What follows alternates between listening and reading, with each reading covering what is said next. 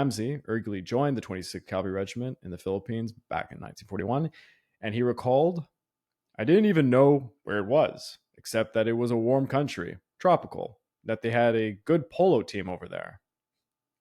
Sounds like the average soldier. On January the 16th, Lieutenant Ramsey ordered the last cavalry charge in American history at the village of Morong. Despite being heavily outnumbered, outmatched by infantry supported by tanks, the cavalry charge surprised the Japanese, causing them to break and flee. Ramsey and his men maintained their position under fire for about 5 hours until reinforcements arrived. For his bravery, Ramsey received a Silver Star and a Purple Heart. Despite the success of the cavalry charge, General Wainwright had no option but to withdraw his forces on the 17th. As he noted, due to a lack of food, they would end up butchering their mounts to survive, converting them into two squadrons, one motorized rifle squadron and one mechanized squadron.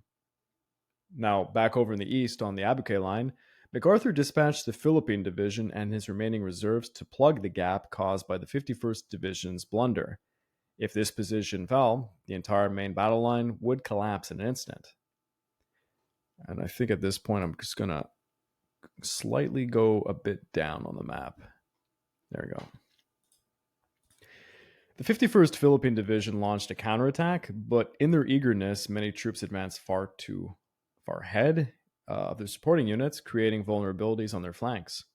Colonel Lemay capitalized on this opportunity, breaking through and creating a 2-mile gap, and that's in the Salian River Valley, which is part of the Abuque line. Now, in response to the devastation of the 51st Division, General MacArthur was forced to deploy his last Philippine reserves to try and halt the Japanese advance before it was too late. As they moved towards the Salian River Valley, the 21st Division managed to rush to the scene and repel the invaders before they could gain a foothold. Meanwhile, to the west, another Japanese force, the 65th Division under General Nara, comprised of understrength troops intended for just garrison duties, penetrated the Abuque line, advancing into what is known as the Abu Abu Valley. I want to see, is that on this map? Yeah, the Abu Abu Valley is right there. Okay. Though the Philippine Scouts attempted to halt their progress, the 65th Division soon received reinforcements from the Japanese 9th Regiment. Eventually, General Parker's efforts to deploy parts of the 12th, 51st, and 31st Divisions began to pay off, as a series of attacks and counterattacks helped stabilize the front somewhat. However, holding back the enemy was one thing. Successfully repulsing them was quite another. After evaluating the deteriorating conditions along the line, Lieutenant General Sutherland recommended a withdrawal to the Bagac-Orian line, which stretches between the towns of Bagac and Orian. So if we're going back to this map, we're just going to go a little bit south. You can see the definitive blue line. And here is going to be, again, kind of the meat and potatoes of the Battle of Bataan is this line right here. It's going to stand pretty long. So this brings us to what is called the Battle of the Bagac-Orian line. The withdrawal came just in time, as one of Major General Nakioka Kimura's detachments managed to outflank General Wainwright's western lines along the slopes of Mount Natib. Wainwright attempted a personal tank assault to breach the Japanese road blockade, but he was unsuccessful. By the 21st, the Maban line had been breached, and Wainwright's 1st Division found itself rapidly being encircled.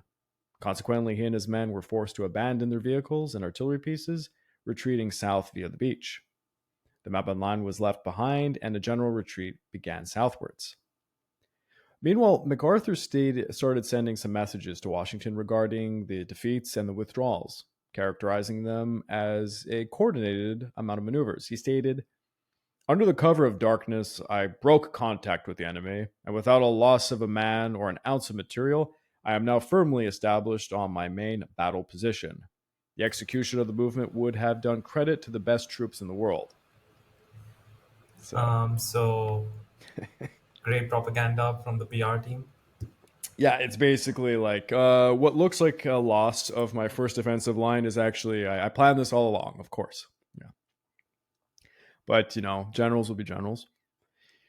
And at the same time, an intelligence officer of the 16th Naval District, Lieutenant Commander Cheek, sent a different report to Washington, and this is what it said. "Panic spread through the 53rd Regiment and even to the reserve 52nd Regiment, a mile behind the front. Machine guns, rifles, ammunition, and equipment were abandoned, with some turning their weapons on the disorganized 51st Division."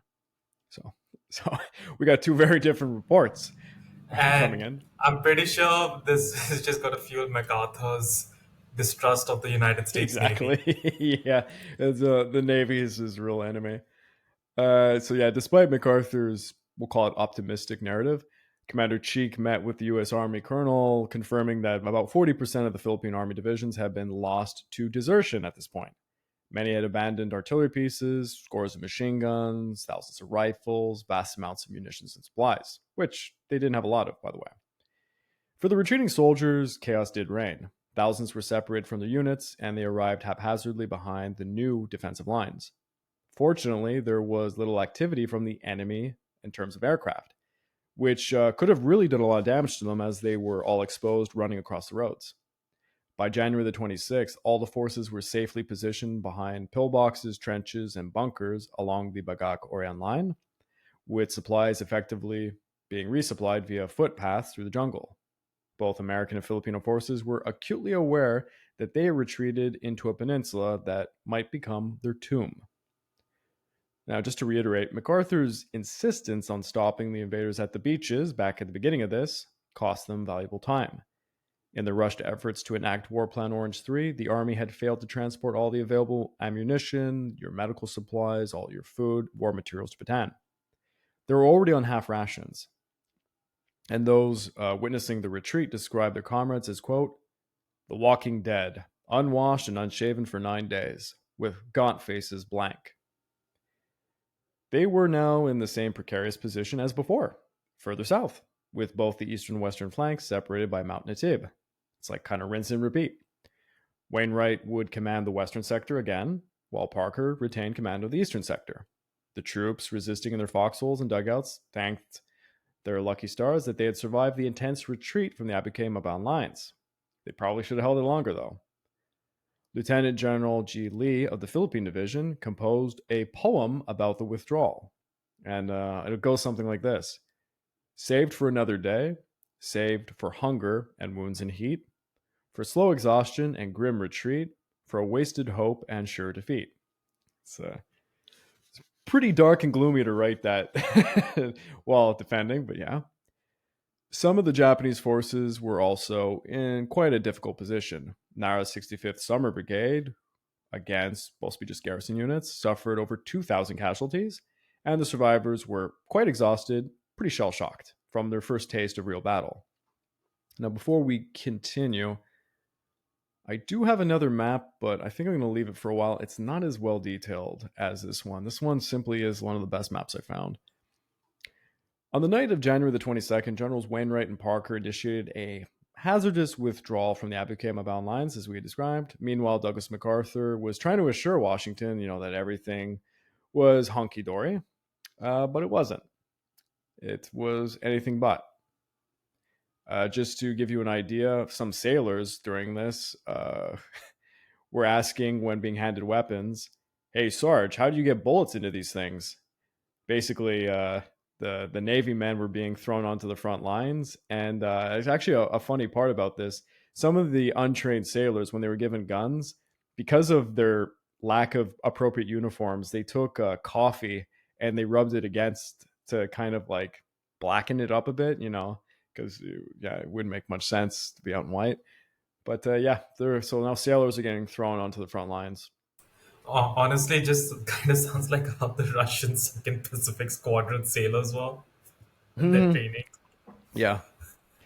So after about just 4 days, a new defensive line was, of course, established between the coastal towns of Orion and Bagak. On the 26th, the line was, fully in preparation, had all the things they needed: the pillboxes, trenches, resupply routes that go through the jungles. And, well, the men were ready to face the Japanese again. Now, General Naro's 65th Brigade advanced eastward, and General Kimura's forces moved along the western flank. However, General Homa had a hidden advantage. He planned an amphibious landing to bypass the defensive lines. Barge landings on the rugged western coast, well behind the Bagak-Orion line, aimed to capture the southern naval base at Marivel, effectively cutting supplies from Corregidor. So if we're going over here to the line, you can look up all the way on the western side. You can see these amphibious landings coming over here. And we're going to get to that in a little bit. Now, over the next 2 weeks, 5 separate landings would be attempted. The first one took place on the evening of January the 22nd, with landing craft departing from Barong, heading towards Kaibobo Point, just south of Bagak.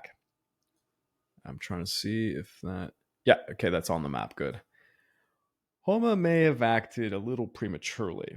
Lieutenant General Masami Maeda, Homa's chief of staff, cautioned that if MacArthur discovered any of these landings, he could potentially break through the Japanese lines.